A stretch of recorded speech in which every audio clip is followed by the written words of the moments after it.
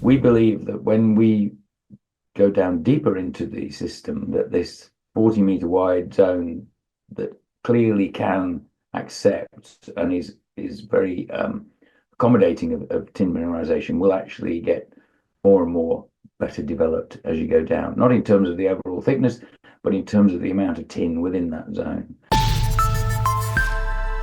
Hello, you're watching Proactive. I'm joined by Rome Resources CEO Paul Barrett.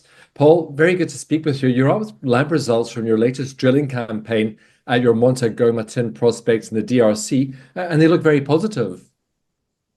They do. I think the most interesting thing about them is that both of those two holes that we had the assays done for have produced or shown very wide tin zones, one at 30 meters, one at almost 40 meters. So these are very wide zones in the grand scheme of things.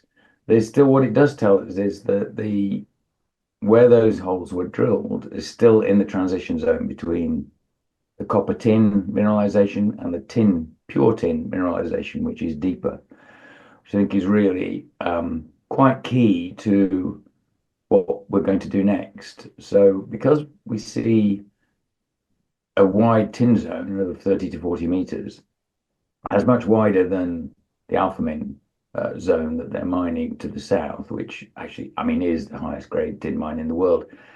And it's a very, very profitable operation. So we believe that when we go down deeper into the system, that this 40-meter wide zone that clearly can accept and is very accommodating of tin mineralization will actually get more and more better developed as you go down, not in terms of the overall thickness, but in terms of the amount of tin within that zone. And that's, in a way, the holy grail, which is why we're now looking at continuing our drilling program deeper into that kind of zone of better tin development. And in fact, Paul, in the RNS, you do draw a comparison between the mineralization at Montagoma and that of San Rafael in Peru, which is another tin copper deposit.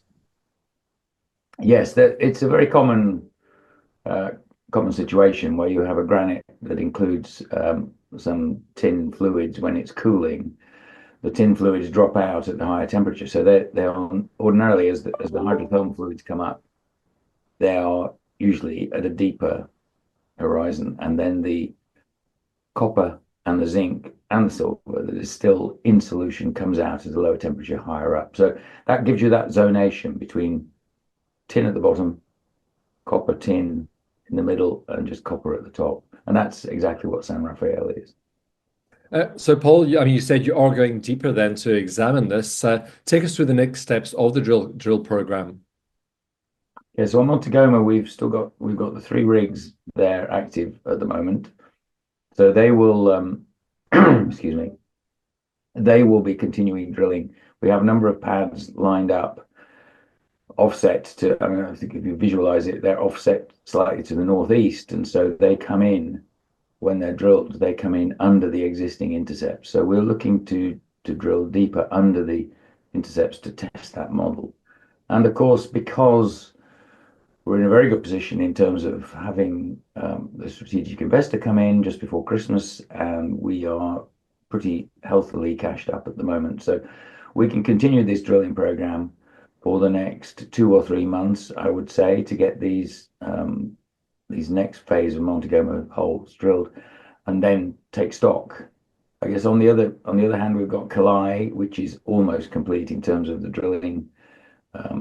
We're getting the results in kind of as we speak, and so that's something that we will announce again quite shortly, and then look to go straight to assess that for the resource numbers.